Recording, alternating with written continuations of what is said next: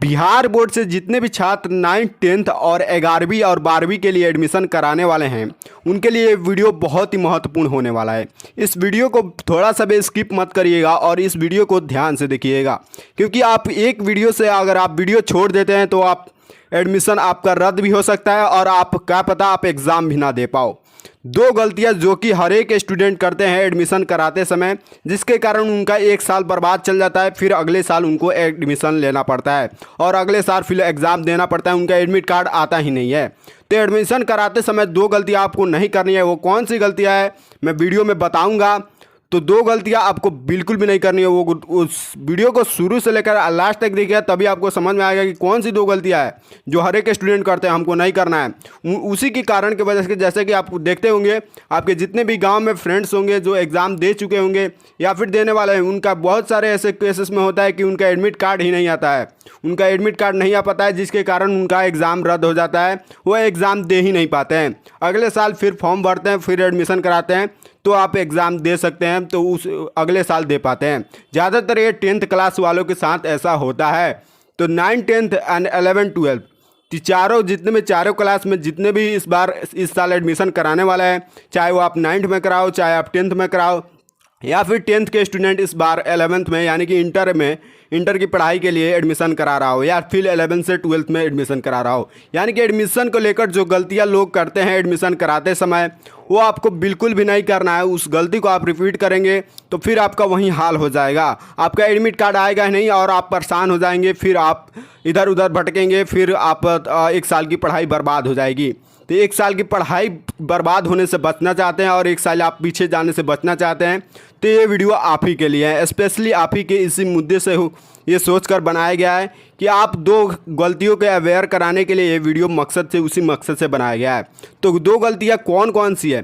जब भी आप फॉर्म भरते हैं तो उसमें सारा जितना भी डिटेल्स भरना होता है, आप उस डिटेल्स को अच्छे से नहीं भर पाते हो और आपको क्या जो 11th में जाने वाले हैं उनको सब्जेक्ट क्या लेना है, वो सब्जेक्ट अच्छा से सिलेक्शन नहीं कर पाते हैं।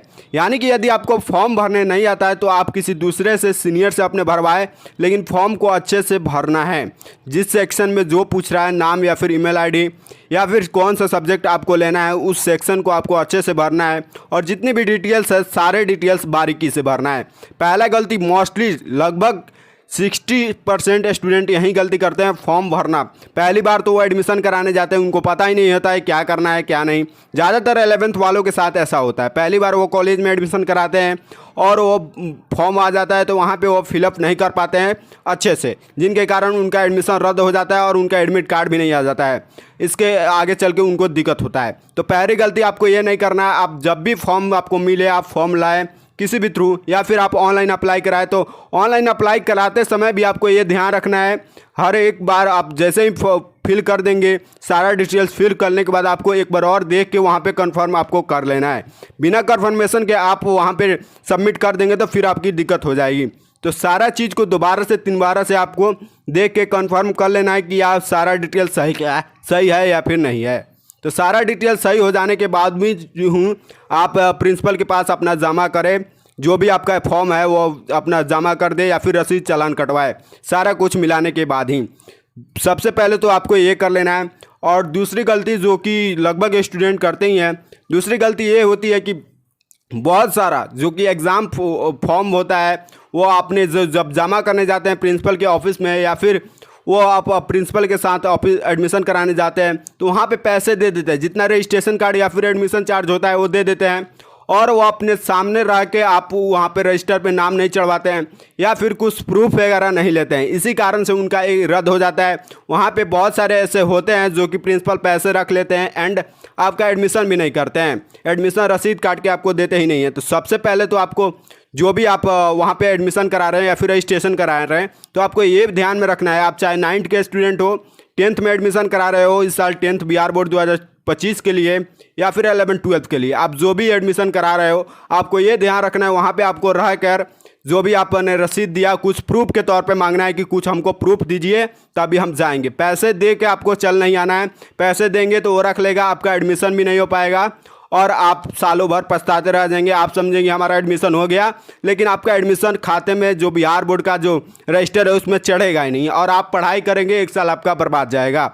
तो इससे आपको बचना है। वहाँ पे जैसे ही आप पैसे दे या फिर रसीद काट के दे या फिर फॉर्म भर के जमा करें, तो आपको उस प्रिंसिपल से, जो भी प्रिंसिपल बोलेगा कि आप चले जाओ हम कर देंगे, तो आपको ये बोलना है कि नहीं हम चले जाएंगे, लेकिन आप कुछ रजिस्टर पर या तो नाम चढ़ा दीजिए या फिर कुछ प्रूफ के तौर पे मुझे दे दीजिए कि आपका एडमिशन हो गया है। तो आपको प्रूफ ज़रूर से मांगना है। जो भी आप एडमिशन करा रहे हैं, या फिर 9th के स्कूल के प्रिंसिपल हो या फिर कॉलेज के प्रोफेसर हो या फिर कॉलेज के प्रिंसिपल है, यानी कि जो भी उस टाइम पे जहाँ पे भी आपका सेक्शन बनाया गया है कि यहाँ पे जमा करना है फॉर्म, उससे आपको प्रूफ के तौर पे लेना ही है। ये बहुत ज़रूरी है, क्योंकि बहुत सारे ऐसे केसेस हैं, जैसे कि आप सभी को पता है आजकल बहुत ही फ्रॉड हो रहा है, चाहे वो सरकारी गवर्नमेंट के जो कोई एम्प्लॉय होता हो या फिर गवर्नमेंट टीचर हो, तो सब पैसों के लालच में गलत काम कर रहे हैं और गलत तरीके से सबका एडमिशन कर रहे हैं या फिर पास कर रहे हैं।